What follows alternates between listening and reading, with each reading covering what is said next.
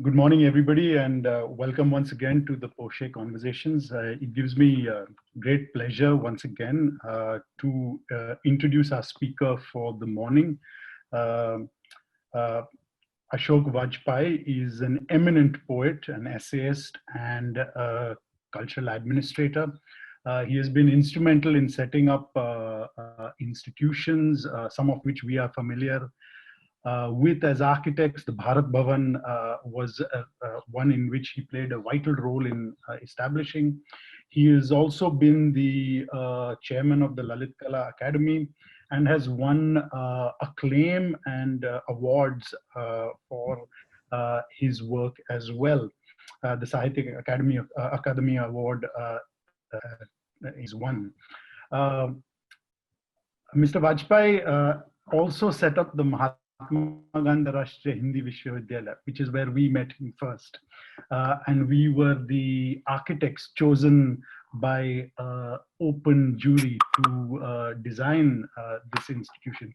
It was an incredible time, as I was talking to him earlier, of wonderful ideas and really gave us an insight into the spirit of institution building of which he has been a part. It gives me great pleasure to invite Mr. Vajpayee to speak and share with us today his thoughts about Delhi and the city of poets. Thank you, Mr. Vajpayee, for agreeing to be here. Thanks a lot, Riaz and friends, for inviting me. I had forgotten what had happened earlier, not because my memory is weak, but things which have gone awry, etc. तो मैंने ये तय किया कि आपसे जिस दिल्ली के बारे में आज बात करूंगा वो हिंदी में करूंगा, इसलिए कि दिल्ली में जिन कवियों ने बसाहट की, उसमें बसे, उसमें रहे, उसके बारे में लिखा, वो सब या तो हिंदी के थे या उर्दू के थे, और इसलिए उनके बारे में अंग्रेजी में बात करना खामखा की दूरी पैदा करता है। क्यों तो दिल्ली के बारे में एक प्रसिद्ध उक्ति ये रही है कि दिल्ली जो एक शहर था आलम में इंतखाब, यानी सारी दुनिया में एक चुना हुआ शहर था। तो दिल्ली के बारे में ये भी कहा गया है कि वो 7 बार उजड़ी। एक तरह से आज की दिल्ली में 7 दिल्लियां समाई, और शायद एक बार फिर वो उजड़ने के कगार पर है। उसका एक बड़ा हिस्सा जो कि उसको नया करने का एक नई मुहिम चली। अब शहरों के बारे में ये है कि हम जब शहरों के बारे में सोचते हैं तो मकानों, बस्तियों, मोहल्लों, सड़कों, पार्कों, लोगों, बाजार, थिएटर, आर्ट गैलरी वगैरह, स्कूल, कॉलेज, इन सब के बारे में सोचते हैं। ये ख्याल हमको कभी कम ही आता है कि शहर में रहने वाले सिर्फ रहते नहीं हैं, यहाँ से वहाँ जाते नहीं हैं, बल्कि कुछ रचते भी। और वो रचना जो है वो भी शहर का एक बड़ा भारी हिस्सा। मुझे याद आता है कि ऐसे कम से कम 3 पुस्तकें मुझे याद आती हैं, बरसों पहले मैंने पढ़ी। एक पुस्तक थी रिल्के's वेनिस, रिल्के 20वीं शताब्दी के महानतम कवियों में गिने जाते हैं। तो वो वेनिस, वो जो पूरी पुस्तक है वो एक तरह से रिल्के की आंखों से देखा गया वेनिस, तो बिल्कुल अलग है। मैं वेनिस 2-3 बार गया हूँ, लेकिन रिल्के ने जिस तरह से उसको देखा और जिस तरह से उसका बखान किया है वो बिल्कुल अलग है। वहीं वेनिस पर एक दूसरी किताब एक रूसी कवि जोसेफ ब्रॉडस्की, जिनको नोबेल पुरस्कार भी मिला, उनकी है वाटर नाम से, कुछ जल के बारे में, पानी के बारे में, लेकिन वो भी एक तरह से वेनिस के कवि की पुस्तक। तीसरी पुस्तक है फ्रांस काफ्का का प्राग। काफ्का जर्मन लेखक थे, उनको भी 20वीं शताब्दी के महानतम लेखकों में गिना जाता है। उन्होंने जैसे प्राग देखा और जहां जहां वो रहे सबका, अब तो खैर एक जमाना था जब काफ्का, मैं पहली बार प्राग गया तो वहाँ सोवियत मतलब साम्यवादी शासन था, और फ्रांस काफ्का के बारे में बात करना तक मना था। बड़ी मुश्किल से मुझे उनका एक मकान किले के बगल में है, गली में, वो दिखाया गया था। वहाँ एक उपहारों की दुकान चल रही थी, सिर्फ एक प्लाक लगी थी फ्रांस काफ्का यहाँ रहते थे। अब मैं बहुत वर्षों बाद जब प्राग दोबारा गया तो वो सारी जगहें जहाँ फ्रांस काफ्का रहते थे, इन मकानों में, वहाँ या तो उनकी कोई मूर्ति लगी है या नाम पत्र लगा है। तो शहर एक तरह से बनते हैं बहुत सारी चीजों से, उनमें बनाने वालों में और शहर को बसाने वालों में और शहर को याद करने वालों में, शहर को दर्ज करने वालों में कवि भी होते। और एक तरह से ये कहा जा सकता है कि कई शहरों की, अब तो खैर ऐसे साधन हैं जिनसे शहरों की पुरानी पुरानी तस्वीरें, पुरानी और चीजें रखी जा सकती हैं अजायब घरों में, पर एक एक जीवंत ढंग से शहर को याद करने का जो जिम्मा है वो कवि लेते हैं। ये जिम्मा उनको कोई देता नहीं है, न समाज देता है, न सरकार देती है, न कोई न्यायपालिका, नगर पालिका देती है। ये एक एक ऐसी जिम्मेदारी है जो अपने ऊपर वो भाषा के दबाव से लेते हैं।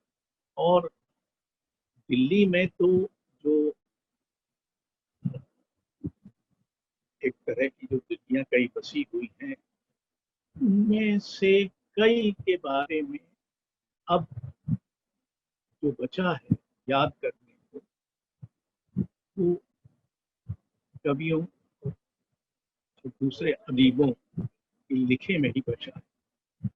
थोड़ा बहुत इतिहास में भी उसका जिक्र आता है, लेकिन अब ये बात मसलन दिल्ली के बारे में कोई आमतौर पर नहीं कहता कि दिल्ली 3 भाषाओं का सबसे बड़ा शहर,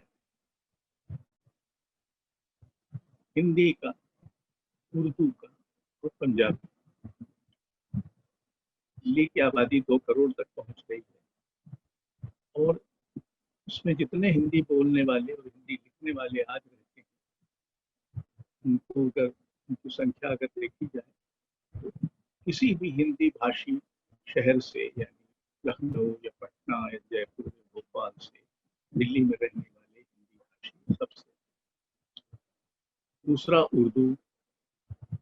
उर्दू की दिल्ली में ज्यादा बड़ी और ज्यादा सर्जनात्मक परंपरा है, और उसमें भी जो उर्दू बोलने वाले शहर हैं, मतलब लखनऊ और दूसरे, उनसे कहीं ज्यादा उर्दू बोलने वाले रहते हैं दिल्ली।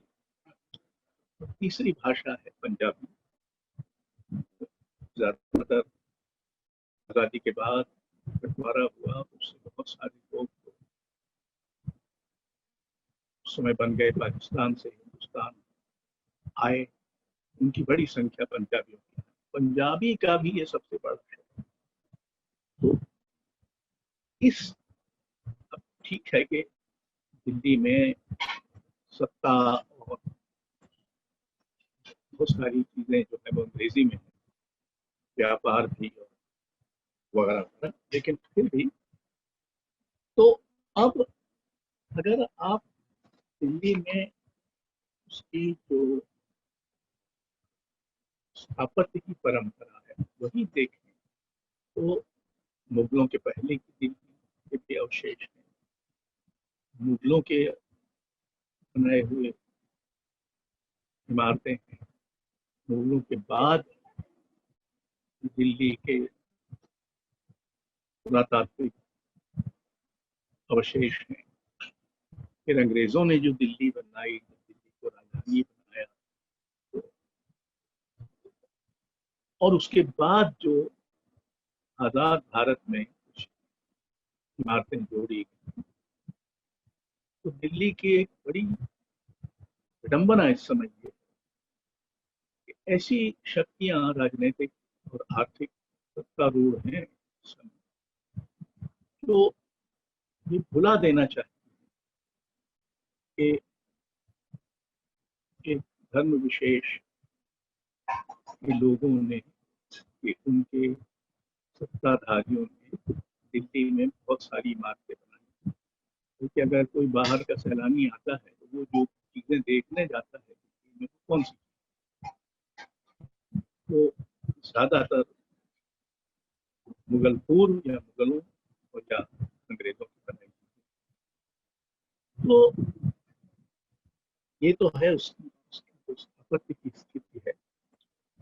लेकिन जो मैं आपसे बात करना चाहता हूँ कि हम ये भूल जाते हैं कि मसलन दिल्ली में कम से कम 3 बड़े कवियों की मज़ारें हैं। एक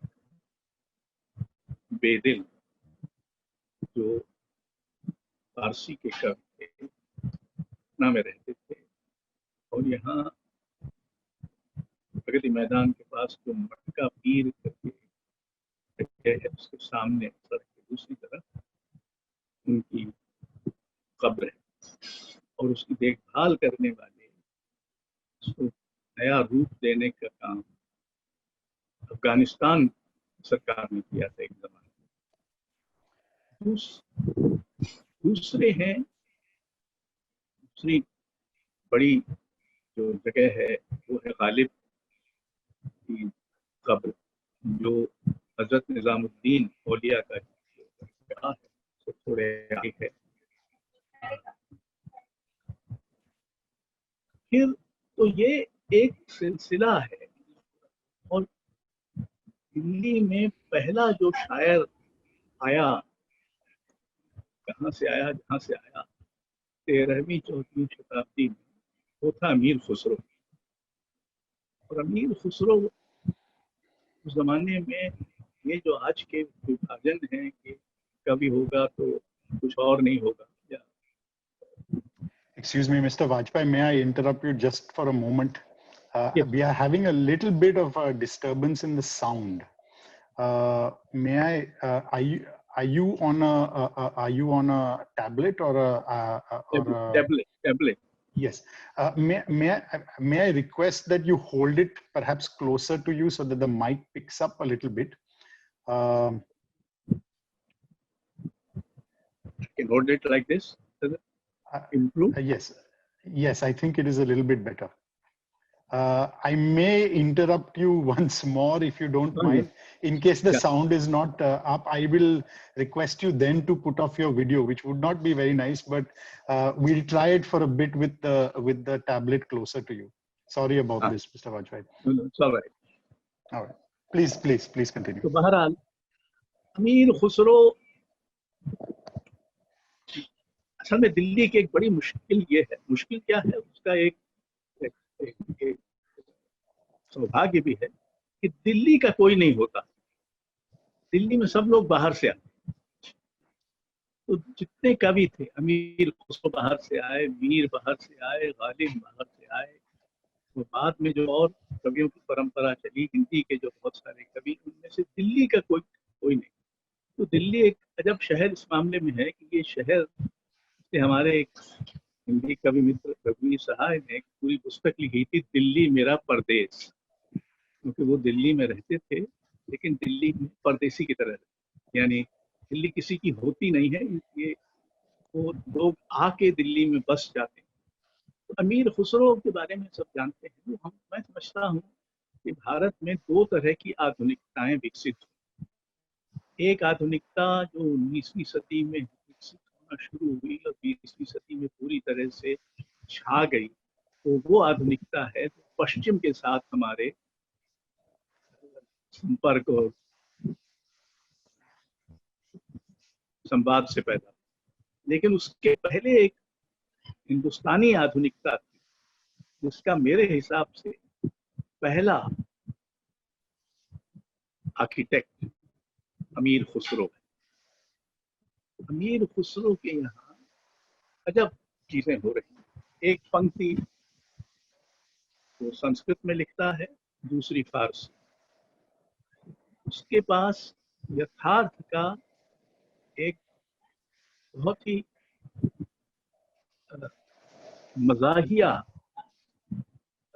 बखान है।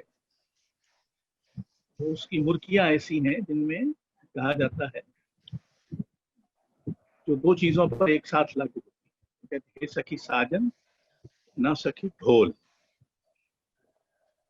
सखी साजन ना सखी घोड़ा, यानी एक तरह का आप है सरेलिज्म। 13वीं शताब्दी में यथार्थ को मजाहिया ढंग से देखना और उसके विरूप को देखना अमीर खुसरो ने शुरू किया। अमीर खुसरो योद्धा थे, सेनानी थे, उन्होंने लड़ाइयां भी लड़ी, वो निजामुद्दीन औलिया के पट्ट शिष्य थे और खड़ी बोली की वो पहले करते, चाहे हिंदी में चाहे उर्दू। अमीर खुसरो से आगे हम आए, हालांकि मैं बहुत सारे बीच में छोड़ रहा हूँ क्योंकि फिर बहुत लंबा हो जाएगा। तो दूसरे शायर हैं मीर तकी मीर। मीर भी बाहर से आए, वो यहाँ नहीं थे, यहाँ के नहीं थे, लेकिन उन्होंने ऐसे ऐसे बहुत सारे, उनके यहाँ जो शहर है वो नगर है। दिलचस्प बात है कि मीर के यहाँ हिंदी के बहुत सारे शब्दों का इस्तेमाल करता है। दिल वो नगर नहीं कि फिर आबाद हो सके, पछताओगे सुनो हो ये बस्ती उजाड़ की। यानी दिल जो है वो एक नगर है जिसको उजाड़ के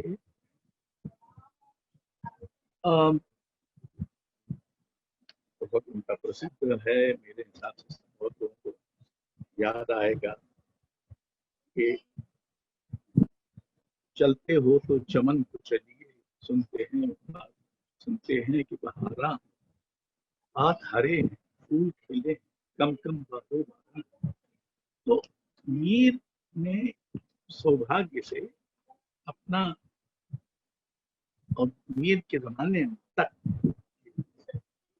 उर्दू कविता का जो विकास है वो हिंदी कविता के मुकाबले दूसरे किस्म का है। उसमें भक्ति काव्य है ही। हमारे यहाँ तो भक्ति काव्य हिंदी में बड़े बड़े कवि हैं, कभी तुलसी, सूर, मीरा, लेकिन भक्ति काव्य उर्दू में नहीं। उर्दू में लेकिन ये समझ मीर के जमाने में थी, और मीर का बड़ा प्रसिद्ध शेर है, उसके फरोगे हुस्न से झमके है सब चिराग, शम्मा हरम हो या दिया सोमनाथ।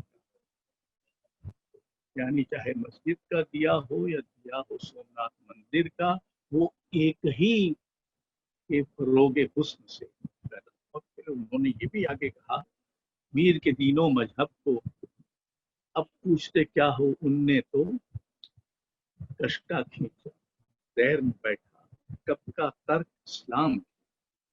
ये कवि कह सकता था, और वो जमाना था कि उसको ये कहने की छूट थी। हम एक ऐसे जमाने में हैं इस वक्त, तो इस तरह की छूट हमको हमारी व्यवस्था देने से कतरा रही। लेकिन मीर ने दिल्ली को उजड़ते भी देखा, और उसका एक छोटा सा हिस्सा में उन्होंने एक जिक्र मीर करके अपनी आप बीती लिखी, जो बहुत बिरले कवि अपनी आत्मकथा लिखते हैं, मीर उनमें से सबसे पहले। एक दिन टहलता हुआ शहर के वीरानों में जा निकला, हर कदम पर रोता, ज्यों-ज्यों आगे बढ़ता हैरत बढ़ती गई। मकानों को पहचान न पाया, न आबादी का पता था, न इमारतों के निशान और वहां रहने वालों की खबर। घर के घर मिस्मार थे, दीवारें उजड़ी हुई, खानखाने सूफियों से खाली, शराब खाने पीने वालों से उजाड़। यहाँ वहां तक एक वीराना था, सुनसान उजाड़। कभी कोई ऐसा मानुस चेहरा नजर न आया जिससे दो बातें कर लेता, कोई ऐसा न मिला जिसके पास जा बैठता। इस उजाड़ गली से निकलकर वीरान रास्ते पर खड़ा हुआ और हैरत से तबाही के छोड़े हुए निशानात देखता रहा। बहुत दुख उठाया और ये तय किया, अब इधर ना आऊंगा, जब तक रहूंगा शहर का मुंह न देखूं। तो ये भी एक तरीका था कि जिसमें जिसमें ये कवि तय कर सकता है कि वो और ये उजाड़ का जितना वर्णन उन्होंने किया है, दिल्ली उजड़ी नादिर शाह ने जब उसको लूटा,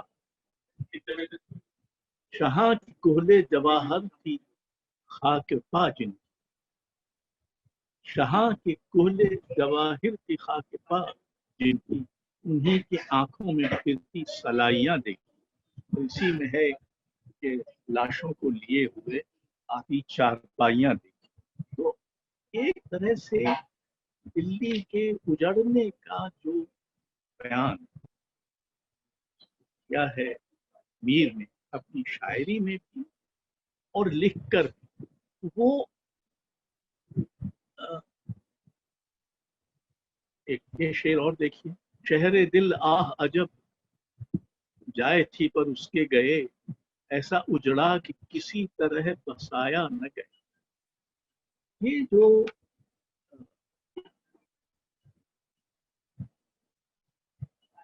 दुर्रानियों ने जब हमला किया तो फिर लूटी दिल्ली, मैंने जिस शख्स को पूछा उसे गायब पाया, जिसको ढूंढा ये सुना उसका पता कोई नहीं। मैं ये कहना चाहता हूँ कि ये ऐसी वारदातें हैं और ऐसी घटनाएं हैं जिनको सिर्फ एक कवि ही दर्ज कर सकता है। कवि का काम है, तो कई काम है, लेकिन तीन काम इस सिलसिले में याद करने के। पहला काम याद रखना और याद दिलाना। हम एक ऐसे वक्त में हैं जब हर चीज लगता है कि अभी परसों शुरू हुई है, इसके पहले कुछ था नहीं। तो ये जो भुलाने के विरुद्ध एक कार्रवाई होती है कविता, और वो याद रखती है और याद दिलाती है। दूसरा उसका काम है दर्ज करना। उसकी नजर में जो हो रहा है, उसकी नजर में जो आता है, जो हो रहा है उसके आसपास, पड़ोस, देश, शहर में जो हो रहा है उसको दर्ज करना। और तीसरा कल्पना करना, यानी शहर जो दिया हुआ है, सच्चाई जो दी हुई है, उससे अलग एक वैकल्पिक सच्चाई, एक दूसरी सच्चाई की कल्पना।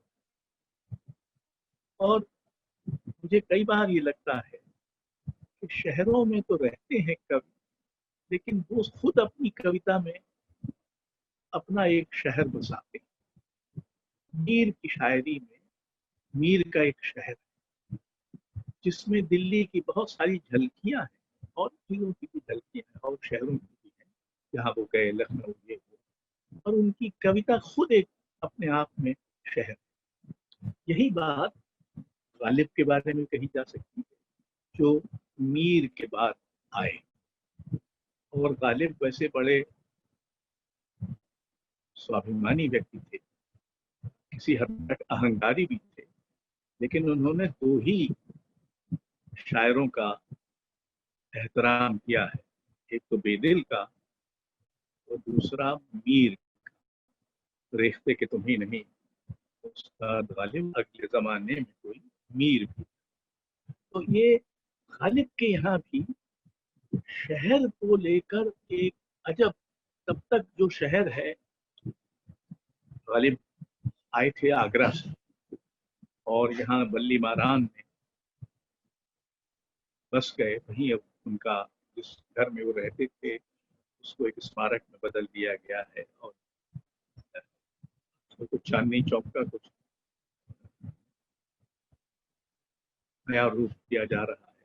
और बल्ली मारान में वो रहते थे और उनके कविता में भी और उनके खतूत जो गालिब ने दिल्ली के बारे में और अपने बारे में और दोस्तों के बारे में बहुत खत लिखे और उन खतों में दिल्ली का एक बिल्कुल अलग नक्शा, कैसे दिल्ली लूटी गई, कैसे क्या हुआ वगैरह, पर खुद उनकी कविता में अब मैं हूं और मातमे यक शहर आरज़ू, तोड़ा जो तूने आईना इमसाल दार था। यानी उनके यहाँ शहर जो है वो आरज़ू का शहर, यही शहर है जिसकी एक कवि कल्पना करता है। और वो जो एक बार अब मैं हूं और मातमे यक शहर आरज़ू, आरज़ू के शहर का मातम है और मैं, क्योंकि जो आईना तोड़ा गया, और ये आईना हमारे जमाने में बहुत निर्ममता और बेअदबी से तोड़ा जा रहा है। और उसमें जो इमेजेस हैं, उसमें जो बिंब है, छवियां, तस्वीरें, वो भी नष्ट हो रही। तो गालिब के यहाँ एक बिल्कुल दूसरे किस्म का आप चाहें तो कहें शहर है। ये शहर बार बार बसता है और फिर उजड़ता है। असल में जब ऐसा शहर हो जैसा कि दिल्ली रहा है, तो और हर शहर का एक बाजार होता है और हमारे समय में तो बाजार ही तय करता है कि शहर क्या होगा। बाजार इस पूरी तरह से कवियों ने बाजार को हमेशा थोड़ा शक की निगाह से देखा है। और तो गालिब का एक, तुम शहर में हो तो हमें क्या गम, जब उठेंगे ले आएंगे बाजार से जाकर दिलो जां और। यानी गालिब के जमाने में भी बाजार, दिल्ली के बाजार में दिलो जां बिकने आने लगे। ये बाजार की अपनी भूमिका पर एक बहुत ही सख्त टिप्पणी आप चाहें। और गालिब जैसे कि मीर के यहाँ हुआ, वैसे गालिब के यहाँ भी गालिब अब अपने लिए एक दूसरे शहर की कल्पना, और वो शहर क्या है? रहिए अब ऐसी जगह चलकर जहाँ कोई न हो, हम सुखन कोई न हो और हम ज़बां कोई, बेदरो दीवार का एक घर बनाया चाहिए, कोई हमसाया न हो और पासबां कोई न हो, पड़िए घर बीमार तो कोई न हो तीमारदार, और घर मर जाइए तो नौखा कोई। ये एक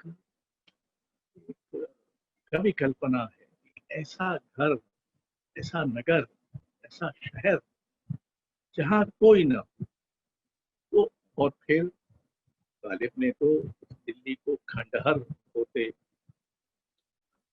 भी देखा और बहुत सारी चीजों को तोड़े जाते देखा। घर में क्या था कि तेरा गम उसे गारत करता, वो जो रखते थे हम एक हसरत तामीर सो है। भले हम एक ऐसे शहर की कल्पना करते हैं जिसमें कोई ना हो, कुछ ना हो, लेकिन जो तामीर की हसरत, यानी जो रचने की हसरत है, वो अभी भी बनी। और यही एक अंतर विरोध पैदा होता है जो कवियों में ज्यादातर देखा जा सकता है, क्योंकि कवि लोगों के यहाँ अंतर विरोध में कोई दिक्कत नहीं है, धर्म में और गणित में और विज्ञान में अंतर विरोध नहीं होते। और गालिब ने तो ये भी देखा, उग रहा है दरो दीवार से सब्जा गालिब, हम बयाबा में घर में बाहर आए।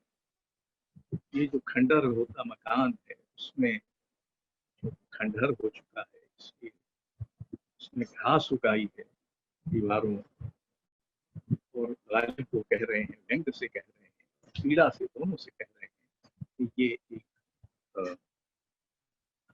घर में बाहर आई है, हम बयाबा में।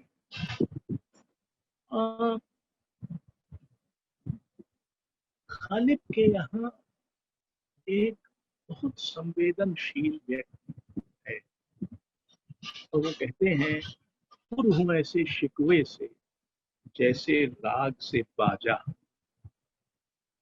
मैं शिकायत से और शिकवे से इस कदर भरा हुआ हूं जैसे राग से बाजा भरा हुआ। एक जरा छेड़िए फिर देखिए क्या होता है। तो ये जो एक जरा छेड़िए फिर देखिए क्या होता है, अक्सर जब हम शहरों के बारे में सोचते हैं तो ये नहीं सोचते कि इसमें खामोशियों के लिए, चुप्पियों के लिए, गुपचुप की जा रही दुआओं के लिए जगह होती। ये जगह ये चीजें खुद बनाती, ये जगह पहले से सोची हुई जगह नहीं। हर शहर को जैसे चहल पहल चाहिए, जैसे उजाले चाहिए, जैसे इधर से उधर जाने के तरीके चाहिए, वैसे हर शहर रोने के, सुस्ताने के, सोचने के, सपना देखने के, चुपचाप रोने की, चुपचाप कुछ करने की, चुप्पियों के लिए, खामोशियों के लिए भी जगह चाहिए। ऐसी जगह के बारे में हम सोचते हैं, क्योंकि हमको नहीं लगता कि इसकी कोई जरूरत है, जबकि इंसान जो है वो बना ही जिन चीजों से है उनमें ये।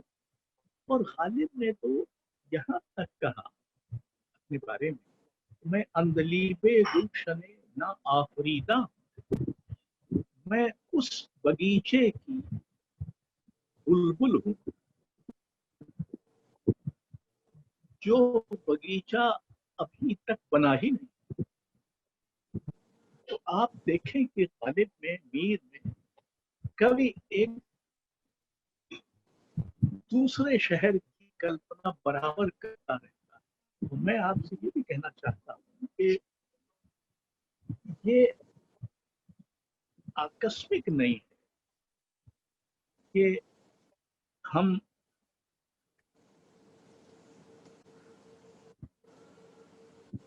ऐसे कविता का जो सिलसिला है ऐसे चलता है, जिसमें जिस शहर में आप रहते हैं उसको आप दर्द करते हैं, उस शहर से अलग जाने का, अलग कुछ करने का, अलग कुछ सोचने का तरीका अपने लिए इजाद करते हैं। गालिब से थोड़ा पहले रहीम हिंदी के कवि थे, संस्कृत में भी था, अकबर के 9 रत्नों में से एक थे, उनका मकबरा यहाँ है। उन्होंने तो पूरी नगर शोभा, कविताओं का एक समुच्चय, नगर शोभा, मैं उसमें सभी नहीं पढ़ूंगा क्योंकि बहुत वक्त लगेगा। तो ये एक सिलसिला चलता रहता है जो कि 19वीं सदी के अंत के बाद दूसरे किस्म की दिल्ली बनना शुरू हो जाती, जो अंग्रेजों की बनाई दिल्ली। इस दिल्ली में भव्यता के, गरिमा के, शान शौकत के, सत्ता के, असर्शन के, इसरार के नए स्थापत्य बनाए जाते। और ये बड़ा दिलचस्प है कि इसी समय एक तरह से हिंदी में दिल्ली होना शुरू हो गई, यानी हिंदी के कई बड़े लेखक और कवि दिल्ली आना शुरू कर दिए। पहले से यहाँ थे जैनेन्द्र कुमार, के बड़े कलाकार थे, प्रसिद्ध गांधीवादी थे। वो जमाना, अब ये जमाना है जिसमें एक हिंदी लेखक का महात्मा गांधी और जवाहरलाल नेहरू इत्यादि से सीधा संवाद और परिचय है। उसके बाद आते हैं अज्ञे, जो यहाँ के नहीं थे। लाहौर में उनको बम षड्यंत्र में पकड़ा गया था और उनको ऐसा ख्याल था कि मृत्यु दंड मिलेगा। बहरहाल वो बच गए। उन्होंने वहां रहकर हिंदी का एक क्लासिक उपन्यास लिखा था जेल में, जो प्रकाशित बाद में, वो भी दिल्ली बसे। और उन्होंने दिल्ली नगर के बारे में एक बहुत दिलचस्प कविता लिखी, सांप तुम सभ्य तो हुए नहीं, नगर में बसना भी तुम्हें नहीं आया। एक बात पूछो उत्तर दोगे, फिर कहाँ सीखा डसना, ये विष कहाँ पाया। तो दिल, और आपको याद देना है कि गालिब ने एक शेर में ये इसरार किया था, जौहरे तेग असर चश्मे दीगर मालूम, हूँ मैं वो सब्जा के जहराब उगाता है। मैं वो हरा पौधा हूँ जिसको जहर का पानी उगाता है। और आगे लगभग 100 बरस बाद शायद कह रहे हैं सांप से कि तुमको विष कहाँ से मिला। नगर जो है वो विषाक्त है, जहरीला है। इस समय तो दिल्ली में जहर सिर्फ प्रदूषण वाला जहर नहीं है, पर्यावरण और जलवायु से पैदा हुआ जहर नहीं है।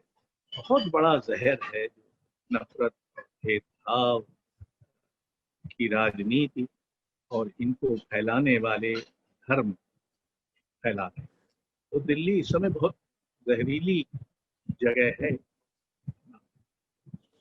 मैंने बताया था कि रफी सहाय वो लखनऊ से दिल्ली आए और उन्होंने दिल्ली में के बारे में लिखना शुरू किया। मेरी पुस्तक है उनकी, दिल्ली मेरा परदेश, यानी है तो यहाँ वो, रहे यहीं, उनका देहावसान भी यहाँ हुआ, लेकिन दिल्ली था परदेश। और दूसरे कवि श्रीकांत वर्मा, जो आए बिलासपुर छत्तीसगढ़ से, उनका निधन तो न्यूयॉर्क में हुआ, लेकिन वो यहाँ बस गए और उन्होंने एक अपना कविता संग्रह मगध नाम से लिखा। क्योंकि सत्ता की अंततः विफलता का काव्य, और उसमें मगध रूपक है दिल्ली का। यानी इसमें वो कहते हैं, मगध में विचारों की कमी, यानी विचार, जो हम सब जानते हैं कि राजनीति से विचार की विदाई हो चुकी है, और वहाँ जो झांसे और धोखे बुलावे इस समय दिए जा रहे हैं, उनका उनकी बड़ी लोकप्रियता है। उसके बरक्स एक कवि ये कह सकता है कि कौशल अधिक दिनों तक टिक नहीं सकता, कौशल में विचारों की कमी। विचार के बिना सत्ता नहीं चल सकती। हिंदी में मैंने आपसे बताया कि हिंदी में इतनी बड़ी संख्या में लेखक इस समय दिल्ली में रहते हैं कि हम लोग एक हर वर्ष रजा फाउंडेशन की तरफ से युवा लेखकों का, हिंदी युवा लेखकों का एक समारोह करते हैं। इसमें करीब 60-70 युवा लेखकों को, और दिलचस्प ये है कि उसमें आधे से ज्यादा लेखक दिल्ली से तो चुने जाते हैं उनके अपने प्रतिभा के और उपलब्धि के आधार पर, लेकिन वो होते दिल्ली के। और उनमें से शायद ही कोई दिल्ली का होता, वो दिल्ली से बाहर आए हुए लोग हैं, बिहार से, उत्तर प्रदेश से, मध्य प्रदेश से और जगहों से, हरियाणा और उत्तराखंड से। तो दिल्ली एक तरह से, हालांकि इसका कोई दावा किसी ने कभी किया नहीं है कि दिल्ली इस समय हिंदी की, उर्दू की और पंजाबी की राजधानी। दिल्ली में एक बहुत बड़ा समूह दूसरी भाषाओं की बोलने वालों का, और उसके भी बहुत सारे कवि यहाँ हुए, यानी जीवनानंद दास और मर्ढेकर से तमिल, बांग्ला के कवि, मराठी के कवि, उड़िया के कवि, सीताकांत महापात्र, ऐसे लोग भी हुए हैं। और हिंदी हिंदी की दुनिया में और उर्दू की दुनिया में सिर्फ कवि ही नहीं, ऐसे अदीब भी हुए, जैसे कुरुकुल हैदर, जैसे निर्मल वर्मा, कृष्णा सोपी, बलदेव राय, जिन्होंने दिल्ली की विडंबनाओं को भी लिखा है। दिल्ली की सड़कों पर टहलते हुए यहाँ की वीरानी को, आपको याद होगा कि गालिब का शेर है, कोई वीरानी सी वीरानी है, दश्त को देख के घर याद। तो दिल्ली का ये जो विस्तार है, भूगोल है, वो कविता और अदब में बहुत फैला हुआ है। और कभी किसी को ये सुध आए तो एक अजायब घर तो दिल्ली में यहाँ की साहित्यिक परंपरा का ही बन सकता है। मैंने भी एक बार, ये समझ करके मेरी बात सुनी जाएगी, हालांकि ये गलतफहमी थी, मैंने ये सुझाया था दिल्ली सरकार अकादमी को कि उसको दिल्ली की साहित्यिक परंपरा का संग्रहालय बनाना चाहिए। विदेशों में मैं, अधिकांश लोग जानते हैं, पेरिस में तो चौक का नाम पाब्लो पिकासो पर है, एक मेट्रो स्टेशन का नाम फ्रेंच कवि लुई अरागा पर है, और बहुत सारे वॉल्टेयर के नाम पर एक पूरा बुलेवा वॉल्टेयर है। दिल्ली की मुश्किल ये बड़ी भारी मुश्किल है कि उसमें इन लेखकों कवियों के होने का कोई एहतराम नहीं, कोई शिनाख्त नहीं। आपको अचंभा होगा कि दिल्ली में कितनी सड़कें हैं, इतने मोहल्ले हैं, इनमें से एक भी सड़क का नाम किसी लेखक पर, किसी कवि पर, उन सड़कों का नाम नहीं है जिन पर लोग रहते थे। बल्ली महाराज तो बल्ली महाराज है, गालिब वहां रहते थे, गालिब का स्मारक है, जरूर है, कब्र भी है, ठीक से नहीं जाती है, लेकिन इसके अलावा इतने बड़े बड़े लेखक यहाँ हुए कुछ, सिर्फ अमिता शेरगिल, शायद कोई और चित्रकार के नाम पर। तो ये भी एक एक तरीका है जिससे एक शहर अपनी क्रिएटिव जीनियस को ओन करता है, यानी सड़कों पर, सड़कों का नाम पर, मोहल्लों का नाम, कॉलोनी वगैरह का नाम, ऐसा भी कुछ नहीं, ऐसी कोई संग्रह। तो आखिर बचता क्या है? बचता है वो याददाश्त जो कवियों ने दर्ज की है अपनी, और वो एक तरह से अक्टोबियो पाज ने भी दिलचस्प है कि हम याद करें ऑक्टेवियो पाज नाम का मैक्सिकन कवि एक जमाने में यहाँ मेक्सिको का राजदूत था, और मेक्सिको में जब छात्र आंदोलन पर गोलियां चलाई वहां की सरकार ने, तो विरोध में ऑक्टेवियो पाज ने इस्तीफा दिया। यहीं ऑक्टेवियो पाज ने यहाँ रहकर बहुत सारी कविताएं दी, हुमायूं के मकबरे पर, गोदी गार्डन पर, उदयपुर इत्यादि भारत पर उन्होंने कविताएं। तो ऑक्टेवियो पाज को नोबेल पुरस्कार मिला। ऑक्टेवियो पाज ने यहाँ की चित्रकला को गहरे प्रभावित किया। हमारे मित्र जगदीश स्वामीनाथन, हिम्मत शाह, अंबा दास वगैरह की जो पहली प्रदर्शनी 1890 उसका उद्घाटन करने जवाहरलाल नेहरू आए थे, और उसमें कैटलॉग में निबंध ऑक्टेवियो पाज ने लिखा। अब ये सब बातें धीरे धीरे भुला दी जाए। ऑक्टेवियो पाज ने कहा था कविता दूसरा इतिहास होती है, अदर हिस्ट्री। तो एक तरह से आप चाहें तो एक अदर हिस्ट्री बनती चली जाती है।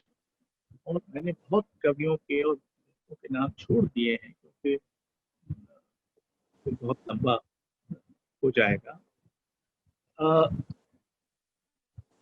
कोई तरीका हो सकना चाहिए। अगर प्राग अपने महान लेखक फ्रांज काफ्का को याद करके उन सब ठिकानों पर कुछ न कुछ करता है, या लाश के तौर पर कहीं एक कुर्सी पर फ्रांज काफ्का बैठे हैं, कहीं कुछ है, कहीं कुछ है, ऐसा हम क्यों नहीं कर सकते। और अक्सर इन चीजों के बारे में पहल सारी मुश्किल ये है कि आजकल हम या तो राम भरोसे हैं या राज भरोसे हैं, और दोनों भरोसे अब थोड़े थोड़े कमजोर पड़ रहे हैं, और समाज धीरे धीरे घट रहा है। शहर ये भी तय करते हैं कि समाज की अपनी उपस्थिति, सक्रियता क्या हो। शहर ऐसे बनाए जाते हैं जिससे समाज की जो मौजूदगी है और उसकी जो सक्रियता है वो बराबर उत्तेजित होती रहे, बराबर उकसाई जाती है। तो कई बार मुझे लगता है कि हम समय जिस तरह के स्थापत्य के आतंक में आ गए हैं, उसमें निश्चय ही आप लोग उसका हिस्सा नहीं है सौभाग्य से, पर उसमें इन सब चीजों का और स्थानीय परंपरा का, स्थानीय साहित्यिक कलात्मक परंपरा का ध्यान नहीं। ये काफी नहीं है कि आप एक पुस्तकालय की इमारत बना दें, या एक थिएटर हॉल बना दें, या एक आर्ट गैलरी बना दें। मसलन दिल्ली में इस समय जितनी आर्ट गैलरियां हैं उतनी हिंदुस्तान के किसी शहर में। यहाँ इतनी बड़ी संख्या में युवा कलाकार हैं, काम कर रहे हैं, और यहाँ जो सरकारी इदारे हैं एक एक करके ध्वस्त हो रहे हैं। ध्वस्त इस अर्थ में हो रहे हैं कि वैसे तो बने हुए हैं, सब लोग सब हैं, लेकिन उनका इस साहित्यिक कलात्मक सृजनात्मकता से कोई संवाद या कोई संबंध नहीं। तो एक तरह से वातावरण कुछ ऐसा है दिल्ली में। माहौल क्या है, हर आदमी दूसरे से नाराज नजर आता है, चाहे आप रिक्शे वाले को तो रिक्शा लो, ऐसी नाराजगी फैली हुई है समझ में नहीं आता कि लोग किससे नाराज हैं। अपने आप से नाराज हैं, आप पर उतारते हैं। तो एक एक विचित्र किस्म की सामाजिकता, जिसको आप कहेंगे असामाजिकता, विकसित हुई है नगर विकास चलते, और इसमें दिल्ली में जो सड़कें बनी है तो ऐसी बनी है, उनको पैदल चलने वाला अगर पार करना चाहे तो उसको कोई 1 किलोमीटर जाके जगह मिलेगी दूसरी तरफ जाके। ये नागरिक अधिकार का हनन है और इस पर कोई विचार नहीं करता। तो बहरहाल ये अंतर कर रहा हूँ, मैं ये कह रहा हूँ कि एक शहर सिर्फ उसकी बस्तियों, लोगों और इन सब से शहर नहीं बनता।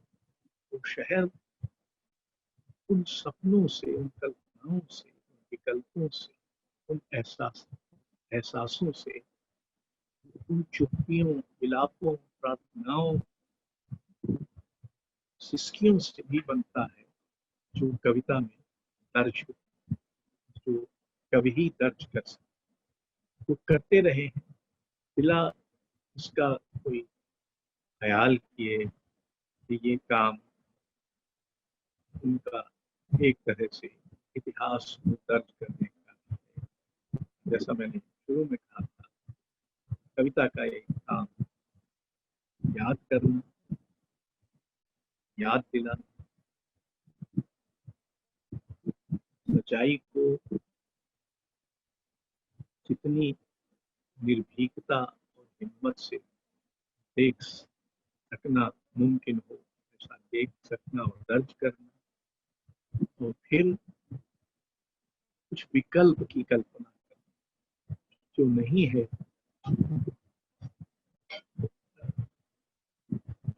गालिब ने कहा है जो नहीं है उसके बाद हमारे यहाँ शेर बहादुर सिंह वो भी यहाँ रहे, लोचन ऐसे बड़े बड़े कवि भी यहाँ रहे हैं थोड़े थोड़े वक्फे के लिए। अगर ऐसा हो सकता कि इन सबको याद किया जा सकता और इनसे बहाने उस सच्चाई को याद किया जा सकता जो इन्होंने दर्ज की और जो आपको कहीं और मिलेगी नहीं, तो इतिहास की पोथियों में और आर्काइव्स और आर्कियोलॉजी के दफ्तरों की फाइलों में नहीं मिलेगी। और इस बात को का एहतराम अगर थोड़ा बहुत हमारे राष्ट्रकारों में आ जाए कि हमारा एक काम हर शहर में उसकी सांस्कृतिक स्मृति को सहेज कर रखने का होना चाहिए, तो सिर्फ अजायब घर में बंद नहीं हो सकती, हॉल में इसका कोई ऐसा रूप खोजा जाना चाहिए कि वो सामान्य जीवन में, आम लोगों की जिंदगी में भी उसकी कुछ न कुछ झलक, कुछ न कुछ अनुकूल, कुछ अंतर्बन सुनी जा सके। मैं सोचता हूँ कि मैंने आपको काफी तय कर लिया है। अगर आप प्रश्न पूछना चाहें तो अगर मेरे पास उत्तर होगा तो जरूर देंगे।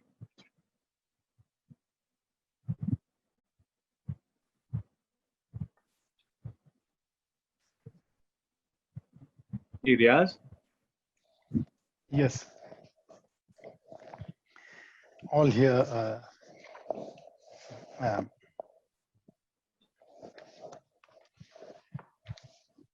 yes, Professor Chaya.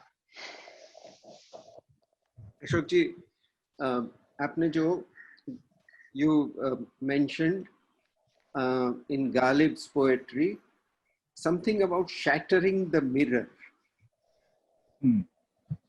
Can you Shattering? explain mirror? आईना yes. उसका जरा और बात कीजिए। असल में तो देखिए आईना एक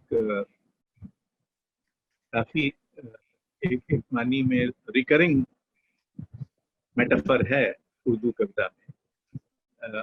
गालिब के यहाँ भी मुद्दा महवे तमाशाए शिकस्ते दिल है, आईना खाने में कोई लिए जाता है।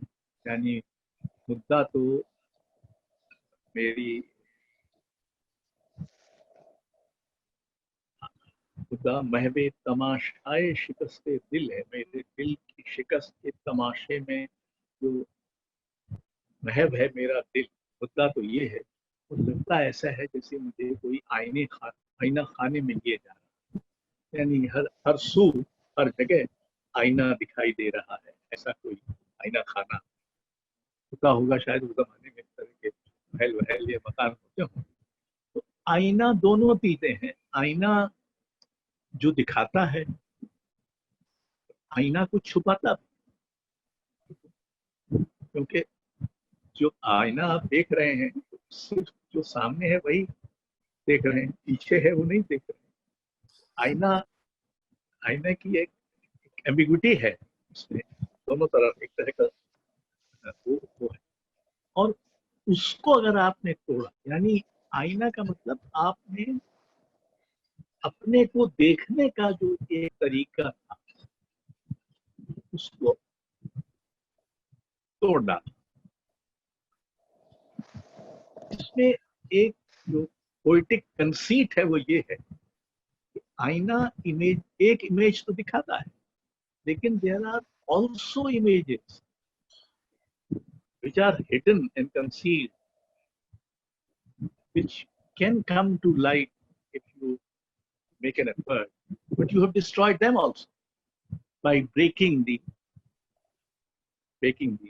mirror. So the mirror has a kind of a double-edged. Yes. There is one more question which I forgot to see.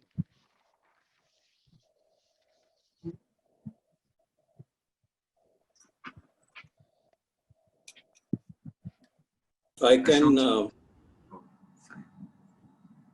if I can pick up on this point that you make about the mirror, both hiding and revealing, and connected to something that I heard you speak at the Kabir festival when you came to Bangalore, where you talked about an incident in Gandhi's Salt March, where he and the Satyagrahis had to cross a river in the middle of the night.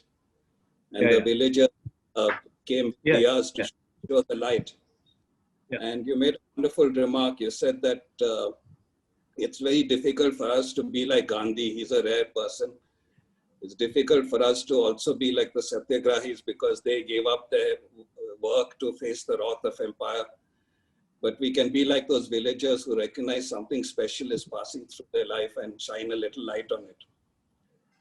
And so it seems that the same principle applies to looking at the mirror or looking at the city or looking at anything. You have to develop a kind of gaze which the poet has to recognize what is special.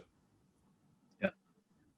Well, there are several ways of looking at it, and that episode, which is an incredibly inspiring episode of that Salt March, because people who Gandhi went into a hutment and went off to sleep. The other 75 odd Satyagrahis were also taking rest. It is the villagers who were illiterate, who were very poor, who had no means of, reasonable sustenance, and who knew that if the British come to know about their offering any assistance to these protesters, they will be punished. In spite of that, those people thought that there ought to be some light. After all, it's a dark night and they cannot allow the Mahatma and the Satyagrahis to cross the river on a boat. So they came out with little earthen lamps in their hands. For me, it is one of the most telling episodes in the entire freedom struggle. The very ordinary poor people come out to have some light created for the Mahatma and the Satyagrahis to cross over. Now, as you remind me, I said that each one of us is capable of having an earthen little diya in our hand to show to someone who needs light. And if that is so, and that is what I think poets try to do, to sort of, in a manner of speaking, inspire or instigate. Instigate will be the term used today instead of inspire. Uh, instigate you to take that one little step towards light, towards memory. Why I am stressing on memory is because there is I think, a huge conspiracy, a global conspiracy, if you like, uh, in which politics and media, and market forces, and religions are all accomplices, are all together to erase memory. The religions are erasing their memory of their own plurality. I mean, look at Hinduism. Hinduism is, I'm a Hindu, I'm a non-believer. I don't observe any of these. I don't have belief in God and all this. But I'm still a Hindu because it's a permissible Hinduism. Now, to all sort of put together, see, we always had, I'm very fond of that metaphor. Indian reality has been like a thali, unlike the Western reality. In the Western reality, you go for a lunch or a dinner, so you have the entree, and then you have the first dish, soup, and then first dish, major dish, and third dish. Everything goes one by one. In our case, thali is all there. Everything is there for you to eat.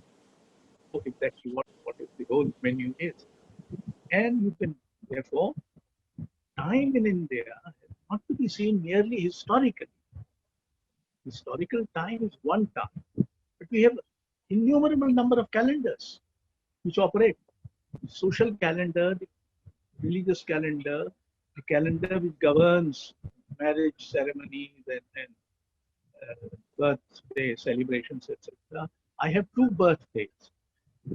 One in the Gregorian calendar. I was born on 16th January 1941. But there is another one. I was born on Ganesh, Sakat Ganesh Chaturthi, which keeps on being shifted from 16th January to 27th or 23rd, something like that. So we already operate in different times, and we should acknowledge that. And that different time, the plurality of time, is best exemplified by the thali metaphor. So you have 16th century and you have 14th century and you have 21st century, and you can mix up whatever you like. The fact of the matter is that today, this is for the first time that I know of, that somebody is talking of, or somebody is asking someone to talk about Delhi as a city of poets. This has never been recognized in any significant and deep way. Memory. I mean, if memory is going to be, you see, you can interfere with history books, but you cannot interfere with Ghalib. You cannot interfere with me. You cannot interfere with Agay and Jayan Kumar and Shrikant Verma and Raghuveer Sahai. I mean, you can change the text and say that Rana Pratap won the battle and all that. Those are history at a very superficial level. The history at a deeper level, human history cannot be interfered with, and that is best preserved, I think so, in memory. In memory, which is both racial memory, there's a social memory, and there's a cultural memory. And these memories are under severe attack, assault. Yeah, go ahead. I am a talkative man. I keep on talking. I had a question. Yes, please. Thank you, Professor Vajpayee. That was really absolutely fantastic. I wanted to ask you about this question of memory especially at a time when memory is being eroded, not just eroded, being destroyed. And you mentioned that Delhi does not have a single name, a single street named after a poet or a writer. And I think one form of memory is, of course, one that is somehow ascribed by the state, right? The state has a very clear role in shaping and creating a kind of memory of a collective. But another form of memory is also the memory that comes from collectivization of not of the state but of people.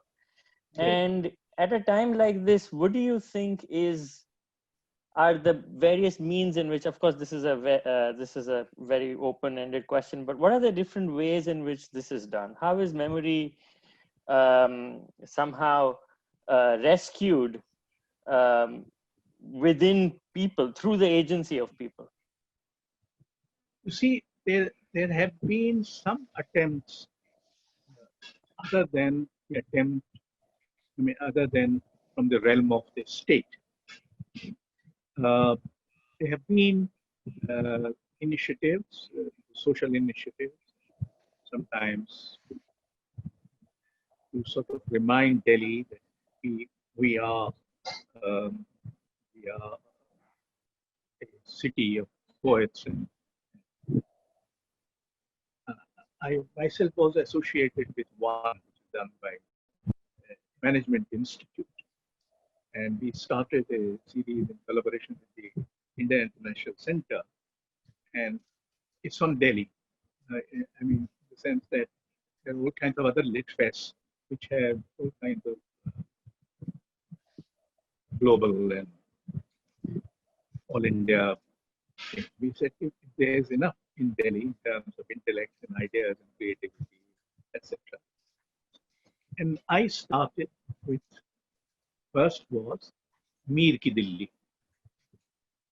And we started reminding the audience that came, and also children and others, that it had nothing to do with the state, it had nothing to do with anybody else.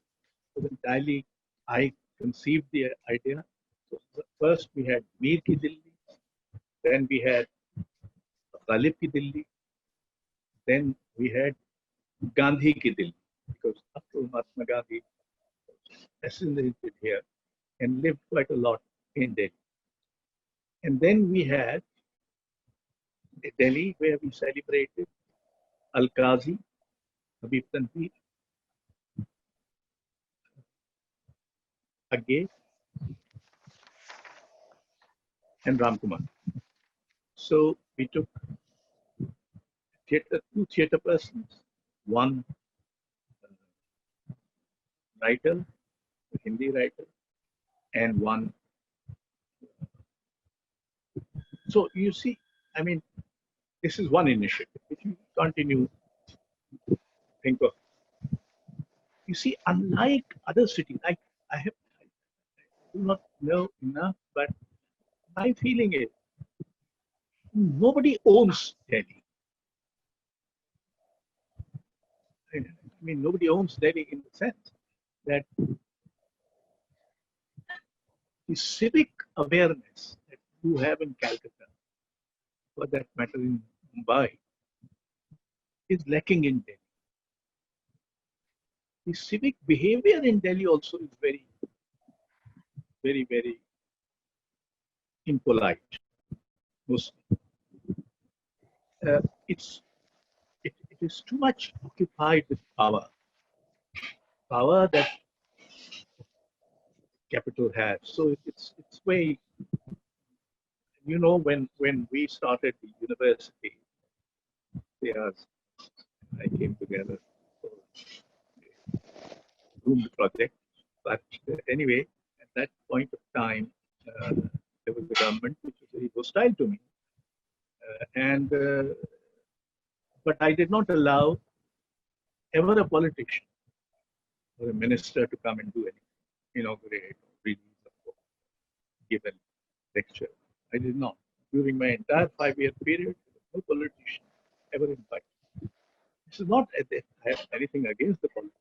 I had that my job in a place of ideas and intellect and creativity is to bring them up rather than get them.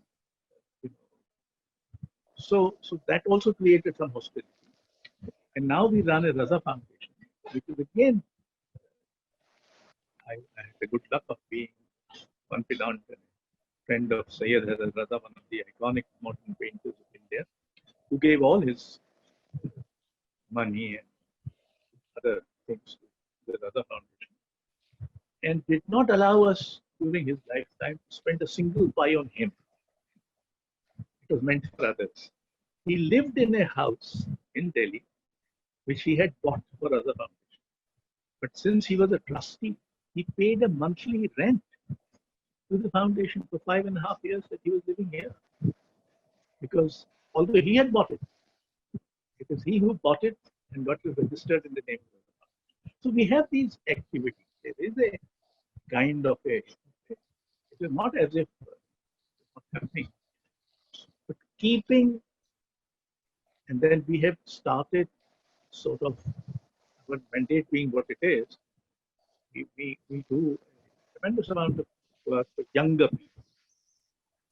So it is, and these are all acts at keeping memory alive and dynamic.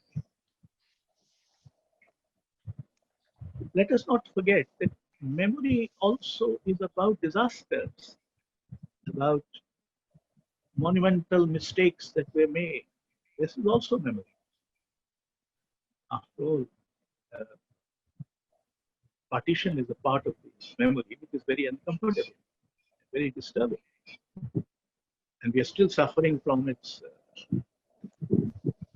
consequences. Mr. Vajpayee, I'd like to ask you about, you talked about times being simultaneous, many centuries alive at one time. Yeah. On the other hand, you also talk, as you have been in detail, about memory, yaad rakhna and yaad dilana, as you talked about. I want you to perhaps elaborate a little bit about kalpana karna in the context of memory and this notion of times being simultaneous. What is the imagination of kalpana karna in that for the poets that you talked about? If I get you right, I think imagination is one of the basic tools for an architect anyway. He imagines a structure which does not exist. It is he who's going to design it and hopefully be allowed to make it happen, that structure to come into being. You are imagining it. You are imagining it with all kinds of things coming in. Now, if you are trying to recall, trying to remember something which happened earlier. I remember when Charles was designing Bharat Bhavan, he was obsessed with the idea of kind of wells, these step wells, Gujarat. And he said that we should have steps so you can sit on it and you can have, now he is remembering it. This is something which has happened in entirely different contexts. So memory, when you say imagination, a large part of memory is also imagination. I mean, if you recall even your own life, imagination plays a role that sometimes transforms memory. Imagination gives a meaning which may not have been meaning in that particular point of history. I'm sure neither Ghalib nor Mir or any of these great poets who came around, they were conscious about all these functions that we are now finding them to be performing. These are acts of imagination. So it is an act of,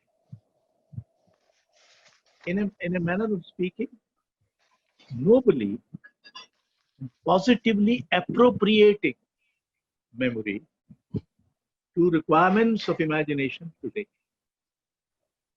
See, just as memory is under assault today, imagination is also under assault. Because you're being told that there is no other alternative. This is what it is. How are you going to get an alternative? Now, in the first place, in the democratic setup, this is nonsense. Democracy throws up its own alternatives as and when it is necessary. But on the other hand, and sort of in a situation. So memory and imagination and creativity, this is a trio which works together in all forms, whether it is music, or dance, or architecture. Somebody has asked me about Gaitonde. Yes, Gaitonde lived his last years here. And Gaitonde, as you know, was a great painter of silence. According to me, he tried to do a kind of painting which would say nothing. He thought, can I try to do a work of art which says nothing? So it is a very courageous and a very daring attempt, because we all believe that everything must say something. It should mean something. Although Ghalib said, "Gar nahi ashar mein mere mani na sahi." If you don't find any meaning in my shares, let it be. He didn't mind that there should be a meaning. Meaning could be an imposition. Meaning could be an attempt to appropriate your attention. So Gaitonde was a, and I first went to see him. I had never met him before. I was in Bhopal. I had come here. Ram Kumar said, "Okay, let's go and meet." Now, Ram Kumar was another great painter who lived in Delhi. And Gaitonde used to live in a Barsati in Nizamuddin West. And there was a recorder with a long playing record, and there was a little dust on it. There seemed to be dust on everything. And after a moment, I thought there was even dust on Gaitonde himself. He spoke very little. He was a very witty person. When I used to run into him sometimes in the IIC bar, he used to laugh a lot and all that. But otherwise, in his painting, so he was moving, let's say, in his painting from speaking to various levels and depths of silence. Now, I can compare it with music of Amir Khan, Ustad Amir Khan. I think Amir Khan was was trying to create a music which went deep into silence. And it is like you have a lake and you have steps. And you keep on going down the steps. Keep on going down and down. To excavate silence without disturbing silence. Now, this is a tall order, it's a difficult, but both of them, in a sense, achieved it. Yes. But there's some questions that when I start speaking, I do not see. Is there any that I have to? मेरा प्रश्न तो नहीं है, मेरी एक टिप्पणी है और मैं हिंदी में व्यक्त करने की कोशिश करूंगा। हो सकता है अंग्रेजी का सहारा लेना पड़े बीच में। मैं जो दिल्ली जो शब्द है, जो मूल है उसका, जो रामचंद्र गांधी ने भी मेरे ख्याल से लिखा है इसके बारे में कि दहली है या देहरी है, दोनों का अर्थ चौखट या द्वार या एक थ्रेशोल्ड। ये जो एक आपने बहुत सुंदर वर्णन किया है, जो दिल्ली मेरा परदेश, जो मेरा है उसके अंदर जो एक प्रेम भाव है मेरे में, तो एक चौखट के साथ प्रेम भाव और एक चौखट, एक जो अस्थिरता है इस चौखट में, उस पे जो एक जो प्यार है, ये भी एक मतलब विचित्र सा कुछ है इसके अंदर।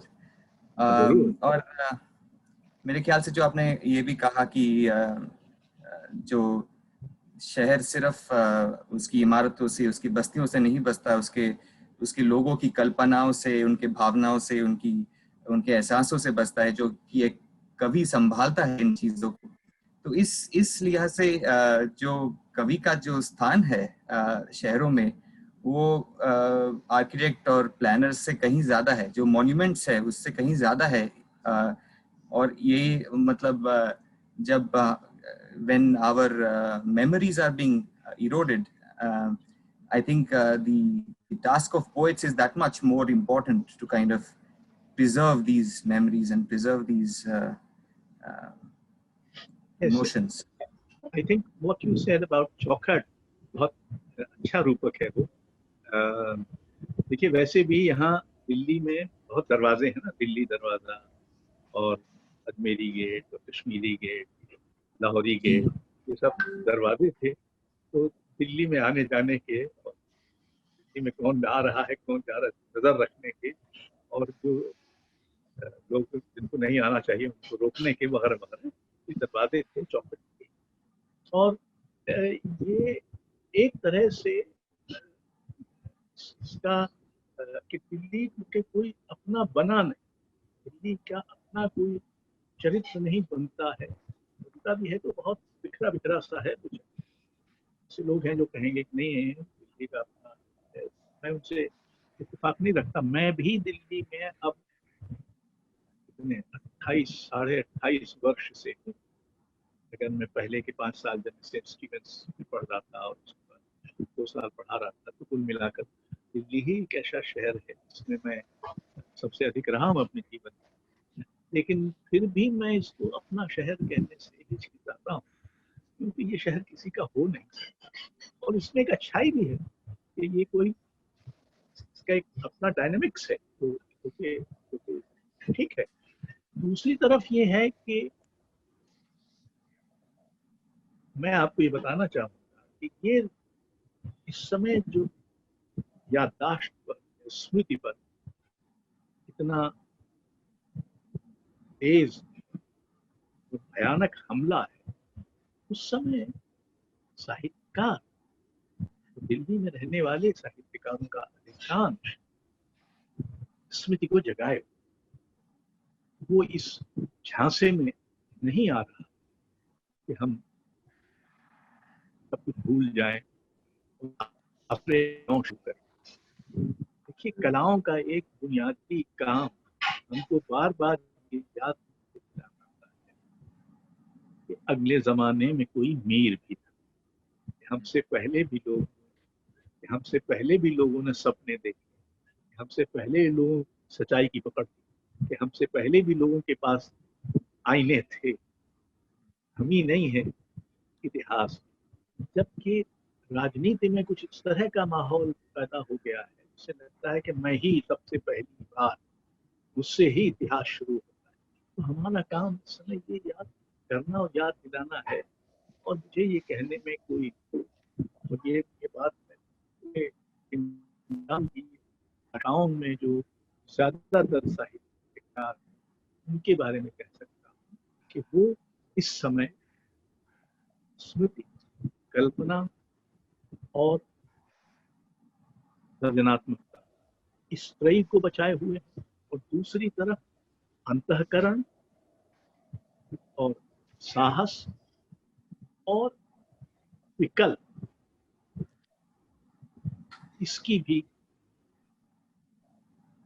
रखवाली कर रहे हैं। काम हमको किसी ने सौंपा नहीं, लेकिन ये हमारी भाषा का अपना, क्योंकि हर भाषा निरंतर, भाषा मैंने नहीं बनाई, वो मुझे मिली, इसलिए मैं उसमें जो अंतर्भूत नैतिकता, नैतिक जिम्मेदारी है, उसको तभी निभा सकता हूँ जब मैं ये सब कर सकता हूँ।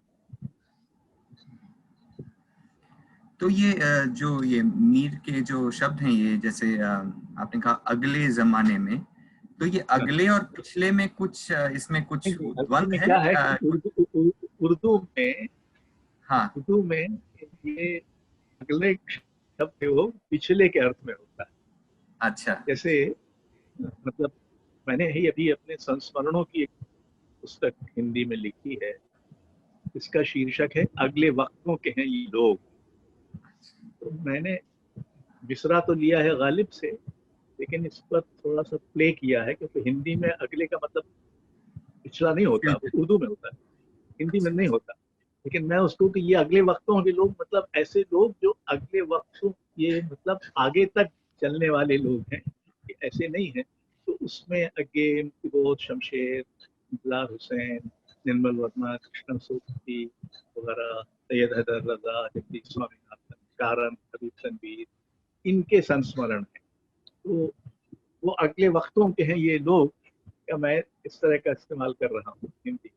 तो लेकिन वो वहाँ होता था अगले जमाने में कोई मीर भी, वो अगले मतलब आगे के, आगे जो चला गया, जैसे आगे चला गया ऐसा कहते हैं, तो उर्दू में है ऐसा। कुछ और ऑब्जर्वेशंस आए हैं।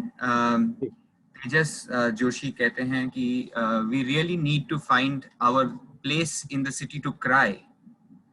Everywhere there are places for celebration, fun and enjoyment, but you have really touched a wonderful part of the city, or rather really wonderful part of this life has been touched. So he appreciates that.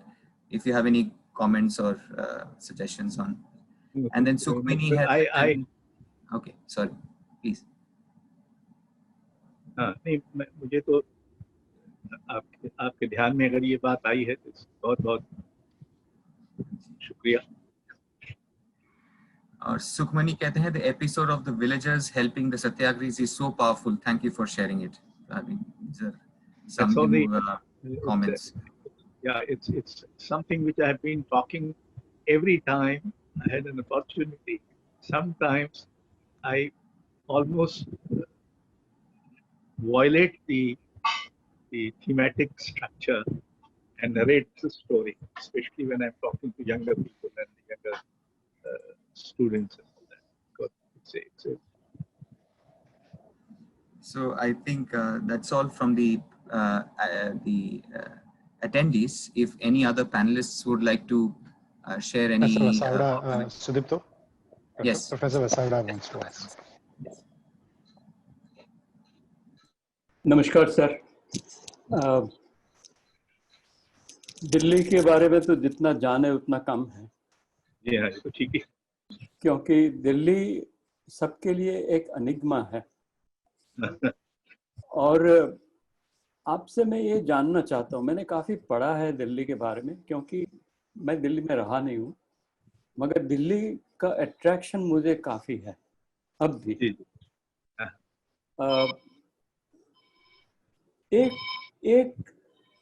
एक हकीकत है कि दिल्ली में कितने अलग अलग राजा आ गए, मगर कभी किसी ने दिल्ली का नाम बदला नहीं है। तो ये दिल्ली क्या है? अलग अलग लोग अलग अलग से बोलते हैं, कोई बोलते हैं दिल ही। एक एग्जीबिशन हुआ था, उसमें दिल्ली लिखा गया था। तो ये आपके हिसाब से, आपके तजुर्बे के हिसाब से दिल्ली में क्या ऐसा है कि हमारी अब की सरकार भी उसमें स्ट्रीट्स के नाम बदलने के सिवा कुछ कर नहीं सकती है? दूसरी सब जगह उन्होंने नाम बदलने का प्रयास किया है। तो वो तो खैर अब मतलब ऐसी सत्ताएं होती हैं जिनको लगता है कि नाम बदलने से सच्चाई बदल जाएगी। एक सड़क का नहीं, नाम मगर बदलने, दिल्ली को नहीं लेकिन वो दिल्ली का नाम बदल, क्योंकि मेरा ख्याल ये है कि दिल्ली का ये एक रुतबा है, इसका एक आतंक है कि तुम और सब बदल लो लेकिन मेरा नाम नहीं बदल सकते, क्योंकि इतनी हिम्मत करने वाले अभी नहीं। अंग्रेजों ने तो बहुत सारे शहरों के नाम गलत हिज्जे कर करके बदल दिए, और अंग्रेजी में मतलब रोमन लिपि में जो नाम लिखते थे वो हमारे सागर, उसका सीधा सीधा सागर है SAGAR, लेकिन अंग्रेजों के जमाने में SAUGOR होता था। कानपुर CAWNPORE वगैरह ऐसे। मथुरा वही जहाँ मटका पीर है बेदिल की मदार के सामने, वहीं एक रोड पुराना लगा हुआ है, मथुरा रोड है वो मुट्रा अंग्रेजों के जमाने का है। मुट्रा तो इस तरह की कोशिश होती है जाती, कम से कम नाम पर तो की जाती। जी। और दिल्ली की तरफ आकर्षित बहुत होते हैं, यानी दिल्ली की निंदा भी करते हैं, दिल्ली से खौफ भी खाते हैं, तो दिल्ली का मतलब ये भी कहते हैं क्या दिल्ली में ये होता है वो होता है, लेकिन दिल्ली का मौका मिले तो छोड़ते नहीं। तो ये भी शहर की शख्सियत का हिस्सा है। जी।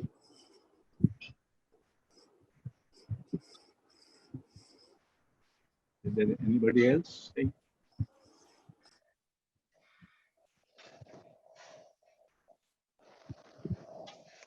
Mr. Vajpayee, we've been with you for over an hour and 45 minutes, and it's been absolutely wonderful. The dimension of Delhi that you've opened up for us. I think many of our participants have been exploring with some hesitation some of the things that you've been talking about. I'm sure that a lot of what you've spoken will give them the courage to realize how important this imagination, the poetic imagination of the city is. So thank you very much for sharing this with us this morning, and the wonderful way in which you've talked about the city. Thank you. Namaskar. Thank you.